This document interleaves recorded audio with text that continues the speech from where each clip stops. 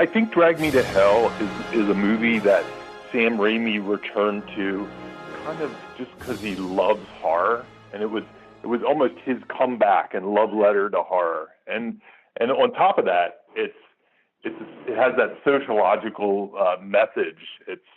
It's all about the real estate crisis and things like that. But it has that giddy cruelty that only Sam Raimi can bring. Hello, and welcome back to Scream Addicts. I'm Jason Jenkins, call me Jinx, and that was Jamie Nash talking about Sam Raimi's 2009 horror comedy, Drag Me to Hell. Mr. Nash is a screenwriter known for such films as Altered, Lovely Molly, Exists, and that awesome zombie GoPro short in VHS 2. Mr. Nash, thanks so much for being on the show. Thanks for having me. It's a great movie to be talking about. Now, I gotta ask, as with the beginning of every show and with every guest, out of any horror movie that you might have chosen, any at all, why is it that you went with Drag Me to Hell? This was a tough decision. I love horror comedy. It's kind of what I came up on. When I was a kid, I had watched Halloween and The Exorcist and all those things probably by the time I was 9 or maybe even earlier, maybe by the time I was 8. So by that point, all that was really left for me was to get a good laugh and some scares at the same time. So I'd kind of already been in that postmodern point. So Evil Dead, Bad Taste, Dead Alive, Fright Night, American Werewolf, those were all movies that came to mind to choose from. But I thought I'd give Drag Me to Hell a little love because it's kind of been forgotten, and I actually think it's right up there with all those other ones I just mentioned. So it was between that and The Frighteners, another movie I think could use some love. But I'll save that one for a future guest for you.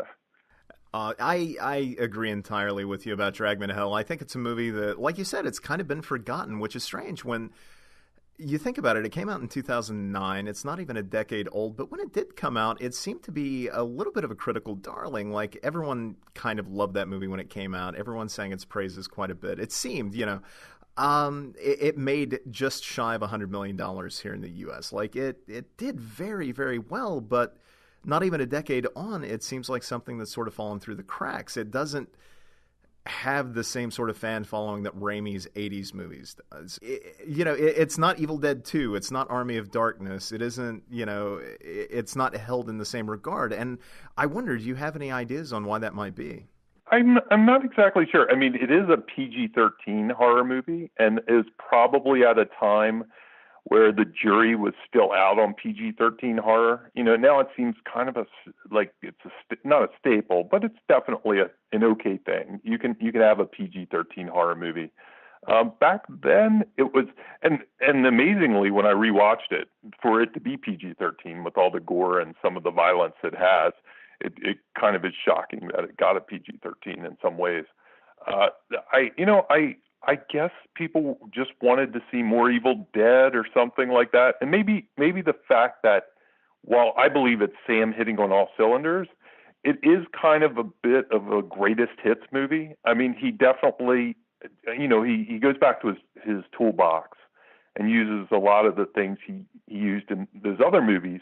But I think he uses them with some new skills that he learned on the Spider-Man films and some of the other things, and some new techniques. And maybe it gets overshadowed a little bit, for that reason, because people could always go back to Evil Dead 2 and Army of Darkness and see kind of the origins of all those things that he uses in this movie.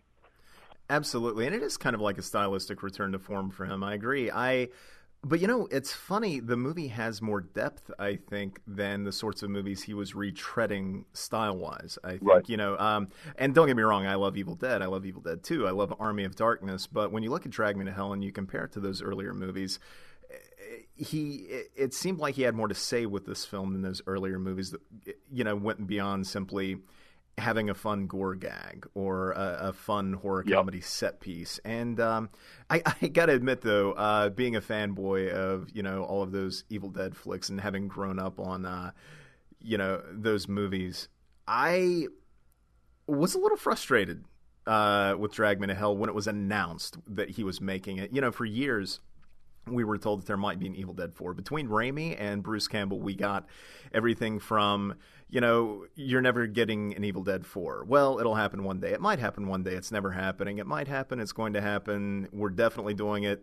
We're not doing it.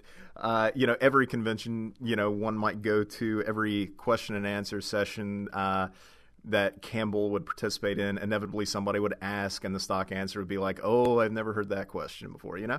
But it's like, yeah, okay, I get it. Sam Raimi has kind of graduated to the big leagues, not unlike Peter Jackson. You know, they're two horror filmmakers who are now making these massive Hollywood, films or whatever, and they kind of left horror behind. So, and you couldn't really fault them for that, but at the same time, it's like, okay, if that's the reason he's never going to do Evil Dead 4, fine.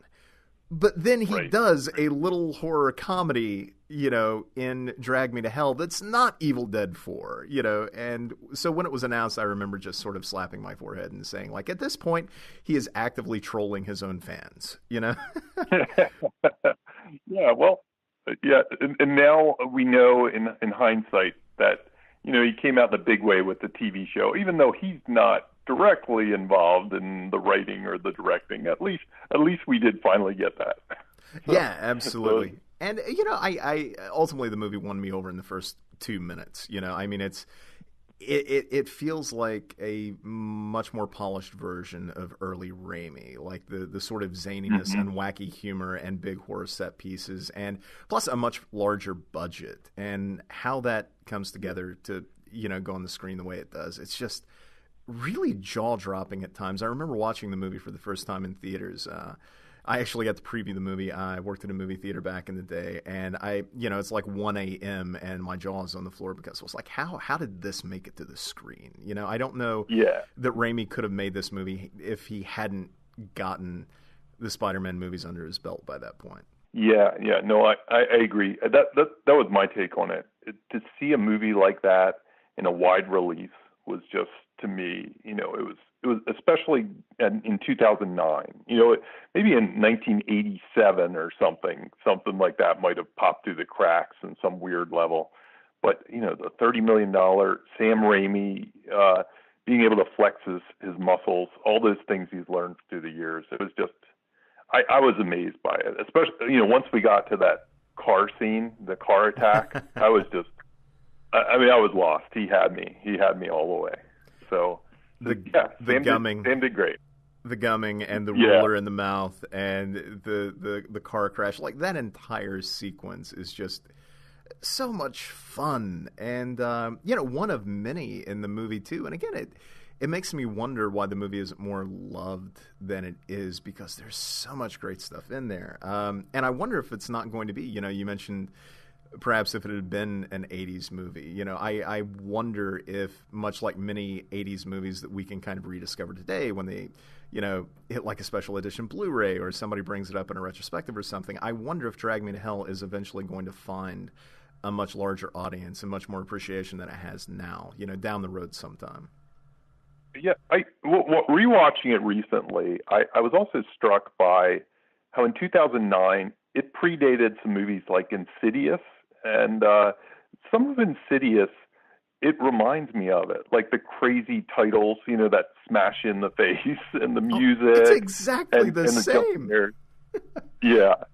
I didn't even realize. I was like, wow, yeah, this is kind of the same thing. Now the tone of Insidious is a little bit more serious, but it has kind of an old-fashioned fun cheesiness to Insidious. It's not just like a gritty thing. And I think Drag Me to Hell might have been a couple years ahead of its time in that regard as well.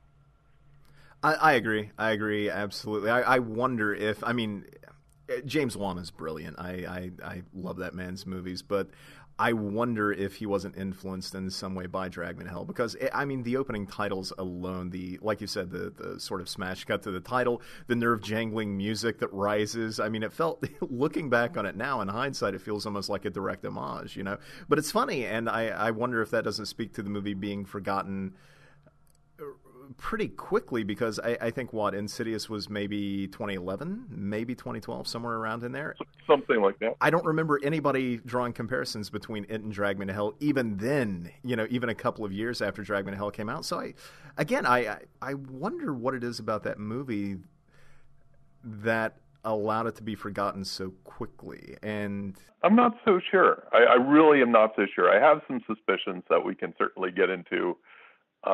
Maybe the ending, because it had such because it has that story. It does have a story that you have to follow. And it could be the hero. It's not. She's not necessarily the most likable of heroes. I mean, I dig her, and I kind of like heroes that aren't 100, that are a little complicated, and I think you get behind her in the journey. But maybe some people just didn't get behind her. Maybe some people did not get behind Christine as that hero and what she did. Maybe she kind of deserved what she got. And then on the flip side, maybe some people don't think she deserved what she got in the end. They're just angry at the ending or how it ended or something. It just left a bad taste in their mouth. And also because, like you mentioned, the story is more complicated than Evil Dead 2 or even Army of Darkness to an extent. So there are scenes of kind of fun melodrama between her and Justin Long and the family and things like that. And maybe that just didn't appeal to people who were just only expecting a Sam Raimi kind of romp. I don't know. I mean, it could be any of those factors. They all work for me, so it's hard for me to say one way or the other. Same here, and I love the protagonist. I don't necessarily, well, when I say I love the protagonist, I think she is very, very well written, and she's given a sort of depth that I wouldn't have expected out of a movie of that type. And that sounds terrible to say, but right. When I saw the trailer, I expected, a fun romp, and you get more than that, and I think it makes it a far better movie and something that should have lingered as a result. But talking about her, do you think? And this is a far too simple question, probably, but to keep it simple, do you think Christine is a good person or a bad person? Because she makes, a pretty terrible, selfish decision early on, but we're given enough backstory and character development to sort of excuse her flaws. We understand why she did what she did, but as the movie goes on, her choices become more and more terrible. She kills a cat. She considers passing along the curse to an innocent. She sort of takes a kind of glee when she finally attacks Mrs. Ganesh's corpse. So right. I wonder, is all of that simply born out of desperation, do you think, and what she was put through? Was she a good person and, kind of anybody would do the same in her shoes? Or do you think these events revealed that Christine was probably a pretty terrible person all along? She just needed the right set of circumstances to unveil that. Yeah, that's an excellent question. What comes to mind when I was watching it? I was thinking about this question, and I think it's Into the Woods has a lyric. You're not good, you're not bad, you're just nice. And that's what came to mind watching her. She's not good, she's not bad, she's nice. And I think a lot of us are like that. A lot of us are nice, but if pushed, or arm twisted, we would do what she did. I mean, if I was working at that bank, I probably would do what she did. So I'd probably deserve that curse that she got. I would screw over, the old lady probably if that was my job, if my job entailed that. And it kind of shows how, institutions can be monsters. And especially during 2009, it's, institutions, the government, these are the things that are the monsters. And if we serve those monsters, maybe we deserve to go to hell. Maybe that's the message of the film, ultimately. And to your point, I think it's sort of a coming of age story in some ways, or there is a character arc there. I don't know about coming of age, but she goes from this meek pushover personality, this person who is letting other people control her life, and then she becomes somebody that kind of takes the reins by the end, and she almost becomes Ash from the Evil Dead by the end. That's, like you say, she's kind of giddy and crazy. I think she might even use the line, I'm going to get some or something. Yeah, it's a total Ash line she has. Yeah, there's the Raimis can't help themselves. They have to slip that stuff in somewhere. So she does become this kind of Ash-like goofy warrior almost by the end. And I think that's really the story. And I guess that was Ash's arc in the early movies. He's kind of this weird wussy guy, but deep down, I guess he always had the warrior in him, as does she.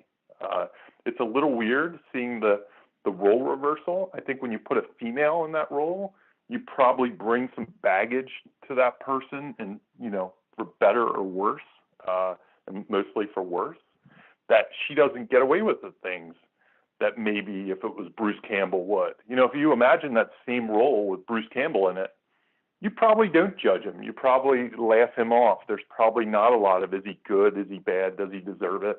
You probably just go along with it and laugh with him and kind of ride it. So it's interesting to see, Sam work with a female protagonist as opposed to a male protagonist. Absolutely, and it sort of predates the Evil Dead remake, that would come just a few years later. It almost feels like, I don't think Christine is in any way a precursor to Jane Levy's character in the Evil Dead remake, because, that movie is so much more serious and grounded in a weird way. It's weird to say that an Evil Dead movie is grounded, but it is kind of, that remake, which is not really a remake, I suppose. But yeah, by having a female protagonist in an Evil Dead movie, it felt like it was more authentically 80s than the actual Evil Dead movies, which, back then the subversion was that it was a male lead in a movie like that.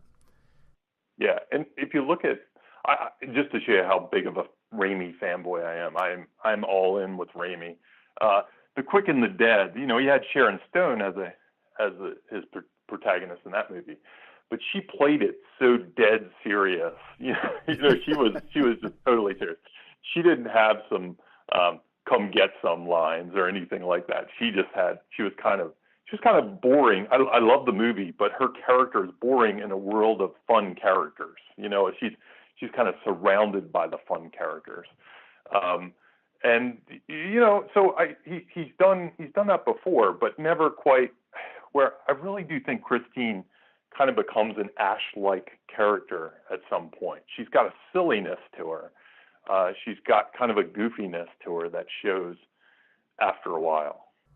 And I wonder if, it's funny that you mentioned that we might, in a way, sort of hold her to a different standard from Ash, because I will say, watching it again last night, when she is kind of the warrior type, when she is shoving a shovel into a corpse's mouth and then, sort of putting what she thinks is the cursed object in its mouth and then kicking it shut, the jaw shut and saying something like, choke on it, bitch, it feels almost like she is borderline unsympathetic to me anyway at that point, because she started out so sweet in a way, and now and plus, to be fair, by that point we also saw her hack a cat to death. So there is a little bit of basis there for thinking that she might be going to the dark side by the end of the movie. But again, I wonder if that had been Bruce Campbell doing the same thing, we would probably giggle and cheer him on. So yeah, that is curious. I think.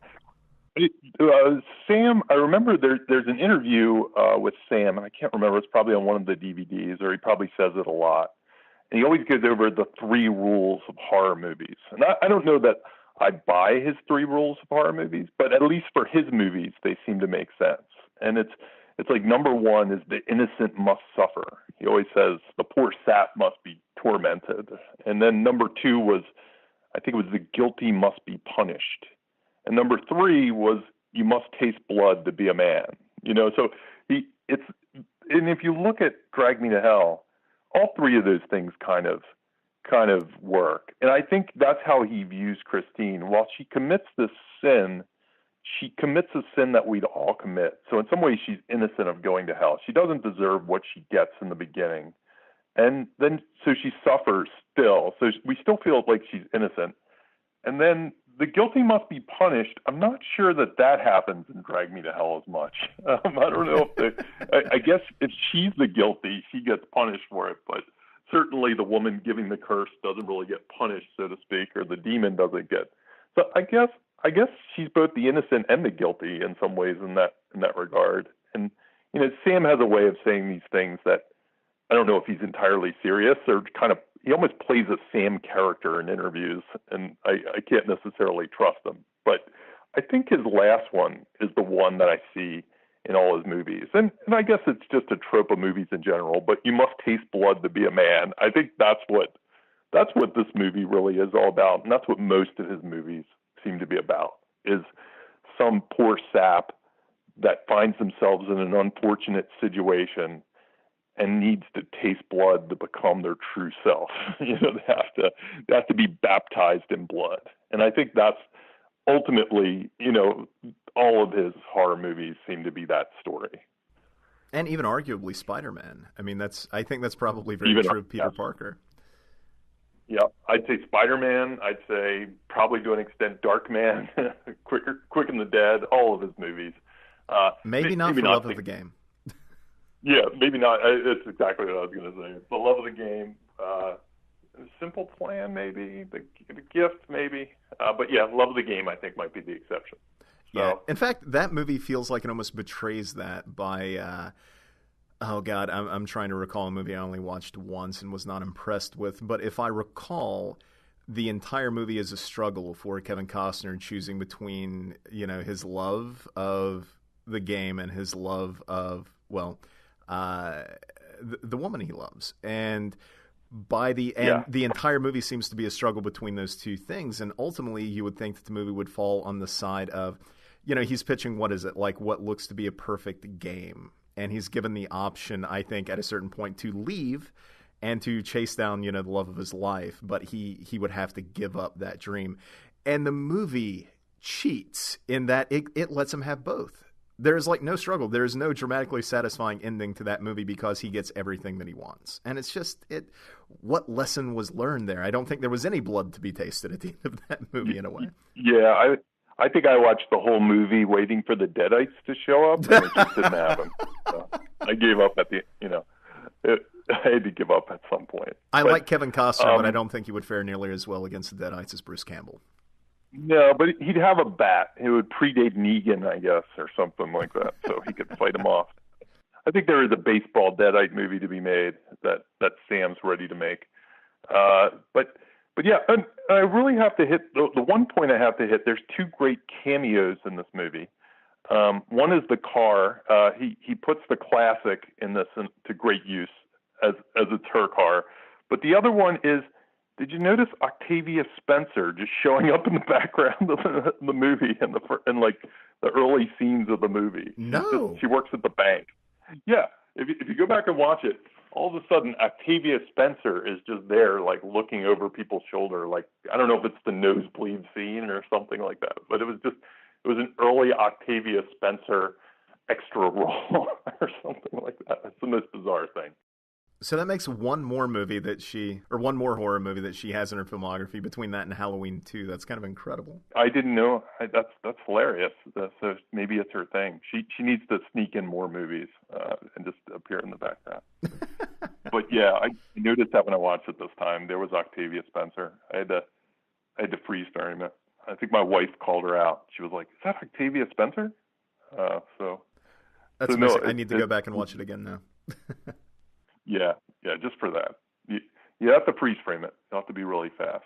So do you think, you mentioned the car makes a cameo, as it does with every Raimi movie, and I would almost like to believe that every Raimi movie is connected, that car is the same from film to film to film. I want to believe that there is some story that allows for that car to have actually woven in and out of film to film throughout his career.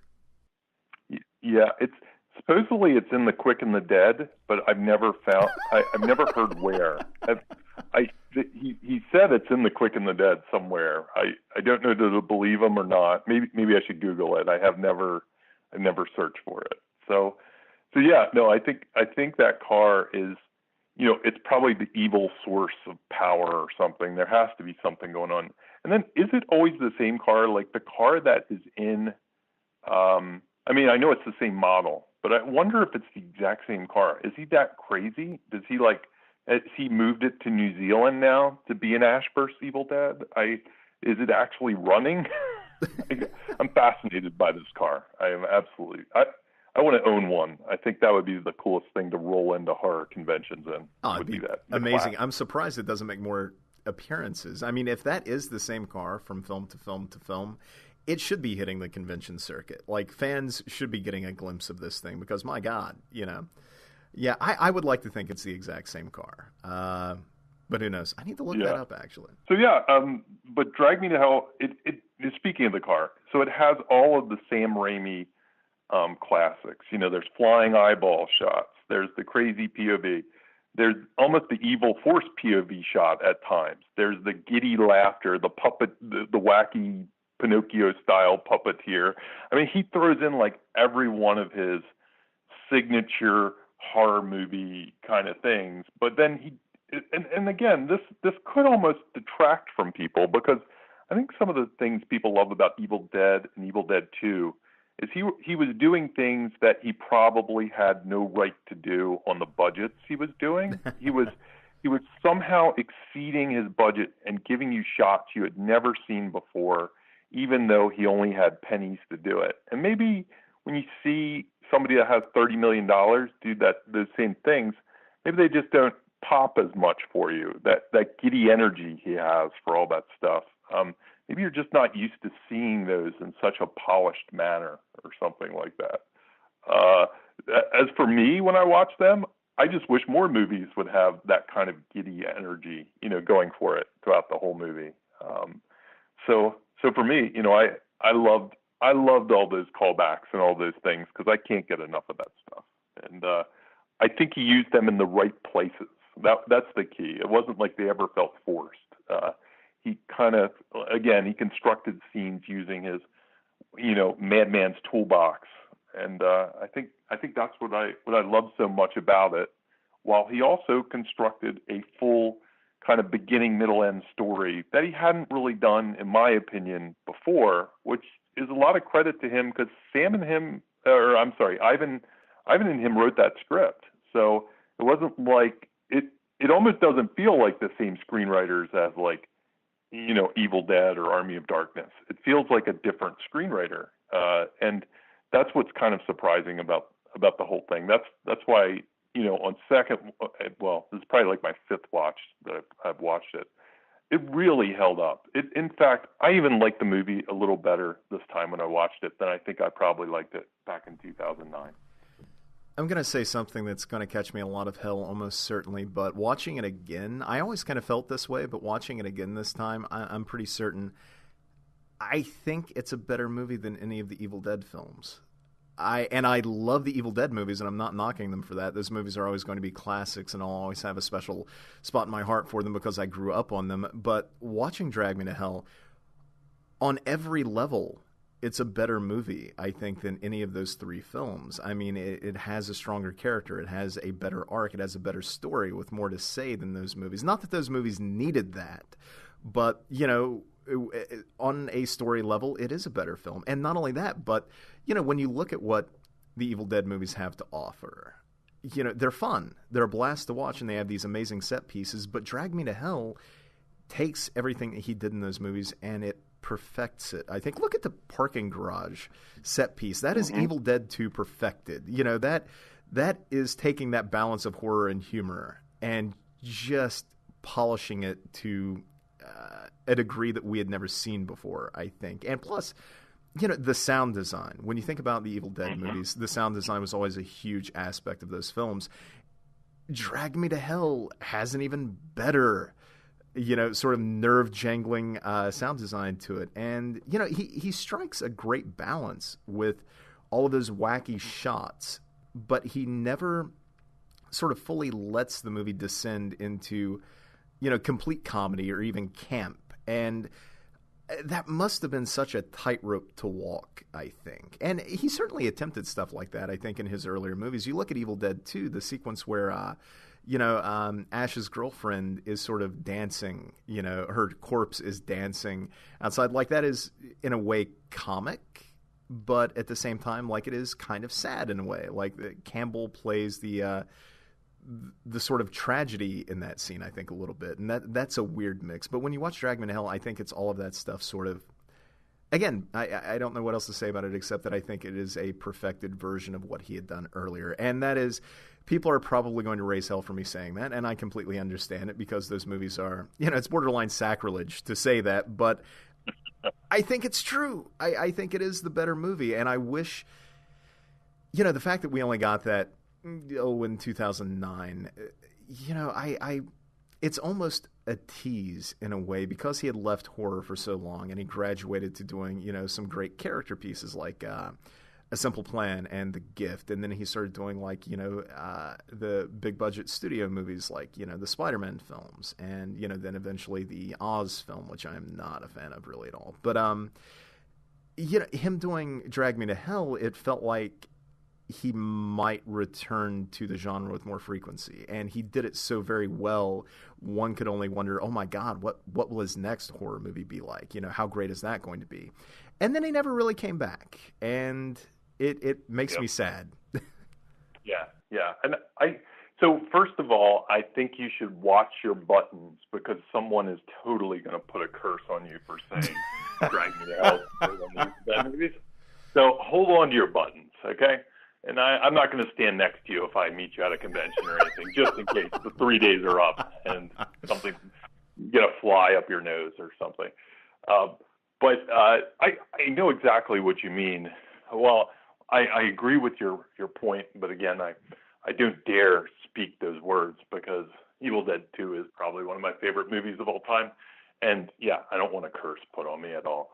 I see that, I see this movie, Michael Jordan. I was a big NBA fan when I was a kid. And I loved Michael Jordan because he had this thing written into his contract. It was called the love of the game clause. And this movie feels like the love of the game clause. It feels like, okay, I did a bunch of their movies and I fought through that crap. And now I'm going to do something that I love. And I kind of have a point to prove with it, that I haven't lost it. Like he was going in there, I haven't done this for a while. I may, some of my fans might be disappointed even that I went off and made Spider-Man and haven't continued Evil Dead. So I have a point to prove. I have to fire on all cylinders.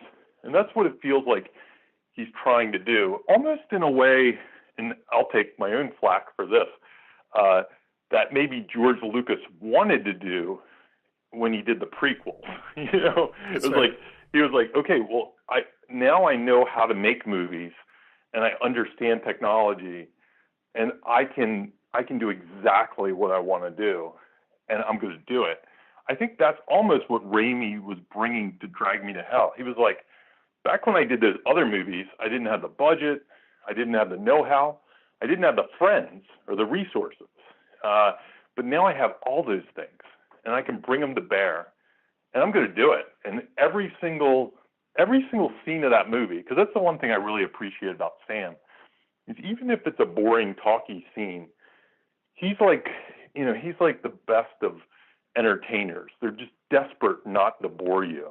And you can just feel that, like in every scene, he is trying to not bore you. And maybe sometimes that is even a flaw, is he's so worried about that. But at the same time, he never bores you. And I think that's what this movie really is to me. It's like him coming in and saying, I'm going to hit on all cylinders.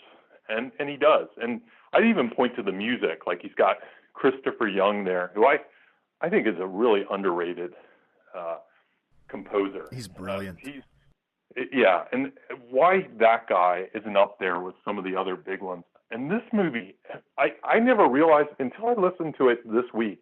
I was like, why do I not have this score? Why do I own this score? It is awesome. It's it might even be one of my favorite, horror movie scores in that regard. Not that it has any key theme or anything like that, but just overall, it's got a great score. He's got Greg Nicotero. Now he has digital effects, which can be good and bad, but I think he uses them well here. I think he mixes and matches really well. And he just kicks ass in this movie. And like you said, it's been 2009. It's 8 years. Where's the next one? we need another love of the game clause. We need Sam to show up again. I agree. And the pilot for Ash versus Evil Dead, I don't think that counts. Which I'm not knocking that. Yeah. I think that show is fun. I mean, it's certainly hit and miss. And his pilot was good, but I sound like a greedy fan here. But it's not enough. Yeah. Yeah, my take on that show, I like the show. It's one of the more watchable shows. Much like I said, it never is boring. It's never boring. But to me, it gets a little redundant. It's hard to stretch that mythology out, that thin. It's just people getting possessed in a book and stuff like that. And it's difficult to stretch the Deadites out to many, many, many, many seasons. Even though I have a great time watching it, and I hope they make 50 seasons. It's not Evil Dead 2. It's not Army of Darkness. It's not quite the same thing as the cinematic experience. And for that, I'll get cursed at the convention along with you. So you'll have good company in hell with you. Well, it is too. Watching it, and I don't. This almost sounds like an Evil Dead bash fest from my end, and it's not. Keep in mind, I love that original trilogy. I have a lot of fun with Ash vs. Evil Dead, but I will say that TV show, you're right, it doesn't quite feel like the earlier movies, not just because it's television and not just because, it's many years on, but there's kind of a weird sort of crassness to it that's not there in the earlier movies, especially when it comes to Ash. I mean, when we're reintroduced to him in that pilot, like it's, I didn't want Ash to wind up there, being that guy. And it also feels weird to hear him swear so frequently. And that seems probably, I'm sure, like a weird criticism, but it just feels like the TV show is a tad more mean-spirited, and not in the fun way, not in the fun, mean-spirited sort of way that, Ash was always tortured in the earlier movies. Like the TV show feels, I don't know, just a little darker and not in the good way. I think you're right. And there's so many versions of Ash, and I think the version of Ash they took was almost the final scene in Army of Darkness that they reshot. It's almost like that was what they took, him being cocky, hail to the king, baby, all those lines, jumping on which I love that scene. I mean, I'm kind of glad that was the reshoot, because otherwise we would have never gotten that scene. But him at S-Mart, the S-Mart Ash, I think they kind of took that and they ran with it. And that's a fun Ash, but it's not like you say, it's not necessarily Evil Dead 1 Ash. It's not necessarily Evil Dead 2 Ash. It's probably it jumped off, it evolved from that Army of Darkness Ash. I agree. That's my take. Yeah, I think you're right. The original Evil Dead, like Ash, was just kind of a regular Joe and kind of a nice guy. And the second movie is a superhero. He is the Rocky III version of Ash. He's the the Rambo First Blood Part 2 version of Ash. And then Army of Darkness, he's kind of a jackass in a way. And it feels like the TV show's definitely the jackass version of Ash. Would that be Jack Ash? God, please forgive me for that pun. But yeah, you know what she really needs though is Octavia Spencer. If she was in it, just sneaking in every couple of episodes, just looking in. Only in the background. Only just every once in a while. It's like, is that Octavia Spencer? Just enough to keep you awake and alert, trying to pick her out. No, I think she's great. The scene. Wow, I'm really. Sort of digressing here, I apologize. But, mentioning Octavia Spencer, her scene in Halloween 2 is horrific. Like, the way she plays it is just... You have seen Rob Zombie's Halloween 2? I've seen it, but I barely remember Halloween 2. I remember the first Halloween reboot more. I don't remember... I've seen it, so you can go ahead and talk about it. You won't be spoiling. No, it's just her scene is truly, truly horrifying, and due in no small part to her performance, which is, she plays a nurse in the hospital that Laurie is at. Yeah, and there's that sequence where Laurie gets up and she's looking for medication because her head is pounding and the hospital is silent, and then Octavia Spencer's character sort of rounds the corner and she has this dazed look in her eye, and you notice that there's like blood on her. And she has this moment almost like she comes to and realizes finally that she's been injured. And then she starts screaming her lungs out. And it's terrifying, that sequence. And then it's probably, honestly, her death in that scene is probably the most brutal murder that any Halloween movie ever had. It's really, really rough. It's weird that her career began so, so much in horror, being in Drag Me to Hell in the background and then being in Halloween 2. And then she went on to do what she did. I think The Help was only a couple of years after that. So that's amazing. That's a great trajectory, I think. Yeah, no, it's always good. I love when those actors like the Jennifer Anistons of the world have that little horror beginning. It makes them human to me. I can relate to them. So, kudos to Octavia for Drag Me to Hell. I'm still holding out hope that Jennifer Aniston gets her Halloween H2O version for her character in a Leprechaun reboot. I mean, she'll come back one day. I believe she'll come back. I hope so. I desperately hope so. I think the world needs to see that. But, looking at Drag Me to Hell, it's funny that it was a return for Raimi to the horror genre after having been gone for so long. But what's interesting, especially on this rewatch, paying attention to certain things, it seems like he isn't merely content to amp up the types of scenes that he was known for, just throwing a lot of money at some of those types of wacky, zany, completely bonkers set pieces. He also uses them in a way, I think, to subvert our expectations for what we imagine those types of movies are going to have in store for us. Like, that nightmare sequence early on is pretty great because we know it's a dream from the very beginning. That's not really hidden from us. We know what the deal is there. We've seen horror movies before. We get it. But the great thing about that scene is it just won't end. There are several little moments within that sequence that should lead to her waking up screaming, but it just holds longer than it should. And, when she eventually does wake up, Christine even notes, "I couldn't wake up." And, I think Raimi plays with those types of horror tropes throughout, sort of subverting our expectations with most of its horror scenes, I think.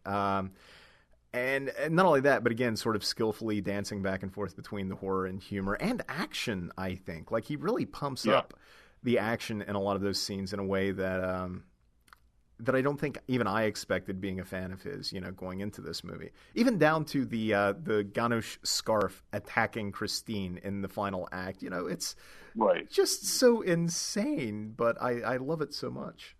Yeah, when the scarf gets shoved down her throat, the ghost scarf and things like that, and even there are little things like I watched it. My wife and I rewatched it this time, and the things that really got to her were those relatable things, like the nosebleed scene. Oh, yeah. That nosebleed scene is just terrific because it's funny, it's way over the top, but at the same time, we can all relate to a nosebleed and a nosebleed in a situation like being at work where you're all dressed up and things like that, and then they take it over the top and just spray everybody with the nosebleed, or the fly, the fly crawling in and out of her nose, or her coughing the fly up in that situation, and when she's having dinner and she just coughs it out of her throat, and everybody's just disgusted that she has a fly in her throat.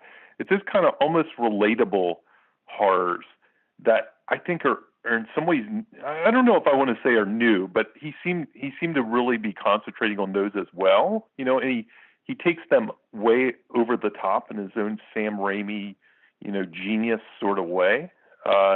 And they were the ones that really stood out to me on the second watch, because of course I remembered the car scene, and the car scene is a scene you can watch in isolation. Like, I could watch that right now and just laugh my ass off, or I could show it to someone. And when she opens her eye, when she gets stapled in the eye, and then she opens it and the staple comes flying out, like you said with the sound design, you hear the ding and stuff like that, or the ruler shoved down her throat. It's like thematic because it's all these office supplies that are being used as weapons, and I could watch that in its own thing, as I could the seance. The seance is another scene that goat is just. I mean, that is crazy. That goat is just insane, and I had to watch. I finally watched behind the scenes on it. And I realized that goat isn't a real goat, because I used to think that was the most amazing goat actor I had ever seen in my life. But, he's like looking back and forth at people and stuff, and I was like, this goat is amazing. But then turns out it's just a Greg Nicotero magic trick. Hate to spoil that, but the goat is not real, which I always thought it was. We're not even talking the possessed goat, but the actual goat that they bring out? Yeah, that actual goat that's looking back and forth, that is actually just a Greg Nicotero puppet. Damn it. Which amazed me. Yeah, yeah. That's incredible. The level of artistry they bring to it, because like the car scene, they use this thing called a puzzle car, and the car is broken up into pieces. So you can take the front off, you can take the back off, and how they shot that scene is just, the level of craft is something he probably couldn't have pulled off. Or he would have had to found a crazy way to pull it off back in 1985 or something like that. He would have had to done some complete, he would have had to saw the car in half himself or something like that. But yeah, puzzle cars, puppet goats. I mean, it's really insanity.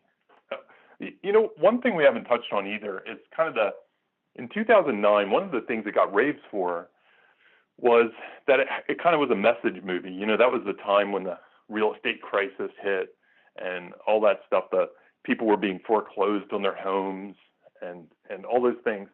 And the funniest thing about that is this movie was written apparently 10 years before that. So Really? They weren't even thinking about that stuff when they wrote it. It just was a happy coincidence, apparently. They wrote it during bubble times.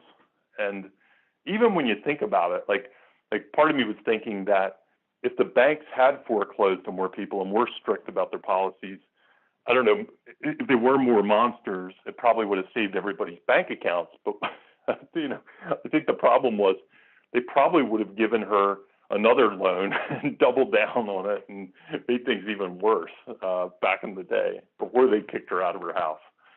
So they would have screwed her and the economy, along with her. So it's just funny that they wrote that, many years in advance. And then have you heard of this theory that it has something to do with anorexia or bulimia? Have you heard this theory? No, I haven't. I mean, it kind of makes sense in a way, given what Christine's backstory is. But as far as the entire movie being about that, no, I haven't heard that. Yeah, apparently, and I can't do it justice. And I honestly tried to watch it with that in mind the last time I watched it, and I can't say it really worked for me. But if you Google it, there is some kind of theory that the whole movie is really just about anorexia, and it's something to do with her, body image issues and things like that. But I can't say it really held up up until the end.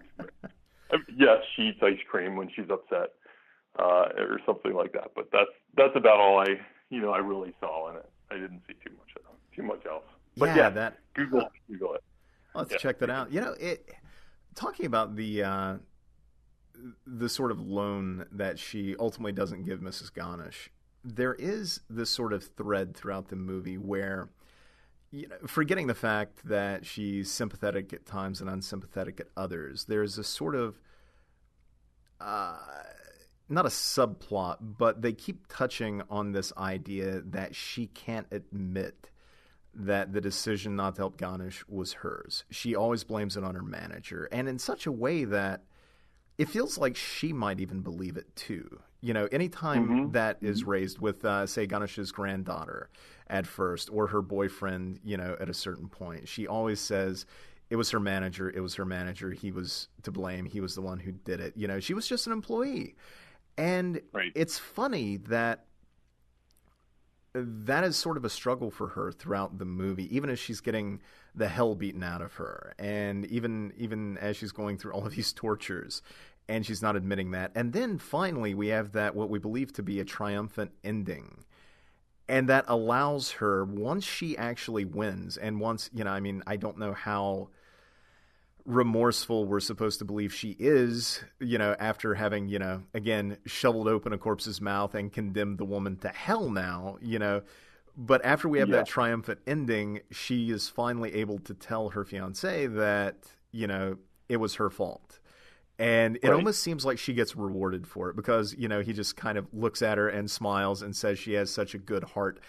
But I think there has to be something said for the fact that once she finally admits it, once she actually says the words, then a moment later she is finally dragged to hell. And I don't know, how do you feel about that sort of thread throughout the movie? Do you think that it's meant to be that trigger that ultimately gets her dragged to hell, that she finally can admit it to herself that it was her fault, everything. Right. That's an interesting point. I do have a feeling that might be where some people get lost a little bit on the end of the movie.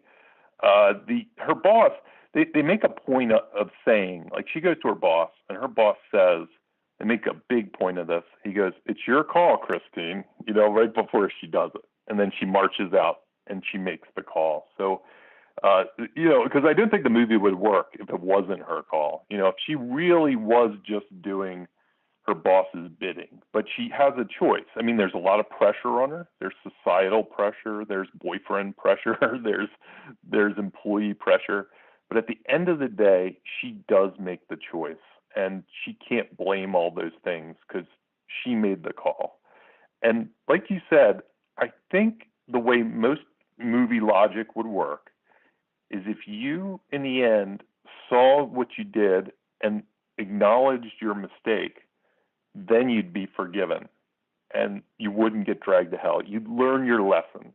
And typically tragedies are kind of movies where you're offered the chance to learn your mistake and then you don't learn what you did. You don't learn from it. And then you face the consequences. And that's typically when you have a down ending with a tragedy. And in this movie, that doesn't really happen. She does acknowledge it, at least. And then she still gets dragged to hell and fulfills the promise of the title. So it's almost like, I could almost say it's a bit of a nihilistic ending in a sense that she did learn from her lesson and she still died. That is a bit of nihilism, but you could argue that she did sin. So if she never sinned, even though the sin was minor, as major to the woman, but she didn't murder anybody or do anything like that. Though in a sense she did. It might have felt small to her, but her the weight of it, the consequences of it could have been huge. So do I think she deserved to be dragged to hell for that? No, I don't. I think she, maybe it's the Catholic school Christian in me, but I think she probably deserved to live. But in the story world, she gets dragged anyway. So it is a bit of a cynical world in that respect. That said, here's the flip side of it. Do I think she became the kind of person that would not do this again? I'm not sure. I think she might be more like her boss now, or that seedy guy that was pulling scams on her, in the corner desk. That she might have become less meek, but I'm not sure that she became more ethical by the end. She just became somebody that, has the reins, that's going to admit that she's controlling the car. And I think at the end, that's what she's become. But I'm not necessarily sure she's become somebody that's, going to empathize with everyone. Or, in fact, maybe in the end, she's as selfish as ever. Because look at all these, killing a cat, sending Miss Ganush to hell, essentially, by giving her the thing back. All these things she's done are really selfish actions at the end of the day. Absolutely. And I wonder, too, going back to whether or not, at heart, Christine is a good person or a bad person, I wonder if she doesn't learn her lesson at the end, even when she says and she acknowledges that it's her fault, and she does it with a sweet smile, and, she gets her fiance to tell her that she's a good person as a result. I wonder if that's not entirely sort of disingenuous. I wonder if Christine at heart, and I hate to say this because, maybe she is a sweet person, who knows what Raimi fully intended with the character, but I wonder if there is a reading of that character where she is actually, and don't we all know people like this, she is actually a bad person who is convinced herself that she is a good person. And there's that sort of, woe is me, yeah, I made a mistake here, but I'm only human, I have learned from my mistake. And I think you're completely right. I think by the end, she probably is no better. I think she can say, yeah, I did that. That was my bad. That was awful. But she's just probably going to do it again. And as a result, I wonder if the ending of the film isn't kind of, in a way, morally appropriate. I wonder if she doesn't deserve it by the end, because even if she can say that and even if she can acknowledge it, I don't think she's really gained anything from that experience. I don't think she's learned anything. I don't think she's going to be a better person. I think you're right. I think she is probably going to be as bad as her manager, or maybe eventually even worse. She's going to be one day that person behind a desk who tells another, young, desperate person, you know what? It's your call. So in a way, yeah, like I think just by virtue of the fact that Alison Lohman is kind of adorable in the role, you hate to see her, get dragged to hell in such a way, especially when they play so long on Justin Long's face and how sort of devastated he is. Because for everything we know about him, he seems like a genuinely decent guy. But again, looking at the movie as a whole and what she did with even a little bit of provocation at the very beginning and then where she eventually went by the end, it might not be the worst thing in the world that she did get dragged away. Yeah, on one hand, I'd say it's kind of that, it is that cynical view of it's almost an indictment on all of us in some ways. Because I think on the surface, and maybe even we think we're all super nice, but then when our back's against the wall, when it comes to survival, will we turn into that monster? Will we kill a cat? When I was watching that part, my wife was like, "She's not going to kill a cat. If she kills a cat, I'm done with her," kind of thing. I think killing the cat is kind of that unforgivable act, to some people that they think they wouldn't cross that line. But in reality, if killing a cat meant your survival, I wonder how many people, even cat lovers, if it truly meant your survival, if it meant life or death or eternity in hell, I wonder how many people would kill that cat. So I think that's why this movie is so much deeper. You can have these lengthy discussions, and some people like it and don't like the movie for almost these reasons, because they don't believe in its, or they have a different judgment on her at the end of the day. Or they have the same judgment, and that's why they don't like her. But yeah, I think that's what makes this movie so much deeper. It's an indictment kind of on all of us, because I think we're all a little bit like Christine. We're nice. Most people are nice. Most people are friendly. Most people want to do the good thing. But when faced with getting fired, getting the next job, survival, are we really monsters? And I think what Sam's saying is maybe, look in the mirror. You might, and Ivan as well. I should give credit to old Ivan. Look in the mirror. Maybe you are a monster. Maybe you think you're nice. You think you're good. But when it really comes time, will you deserve, heaven or hell? And that's what I think the movie kind of leaves us with. And maybe people don't like that for some reason. I can understand why, I guess. All right. I honestly can't think of a better way to end this show than that. Sir, I think that's just about our time. Thank you so much for being on, and thank you for choosing Drag Me to Hell. It's a movie that I think needs more love. It needs more light shown on it, and I appreciate your choosing it for this chat. Yeah, thanks so much. I appreciate it. All right. Now, can I ask, where can folks find you at online, and what can we keep an eye out for from you in the future? Yeah, sure thing. JamieNash.net is my website. So you can look at what I'm up to on that site. I haven't updated it in a little while, but I usually do. I'm also on Twitter. I think I'm Jamie_Nash, and Jamie is spelled JAMIE _Nash.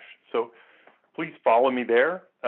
Lately, the latest thing I've been up to, there's a movie called The Night Watchman, which I stumbled on our great director's name.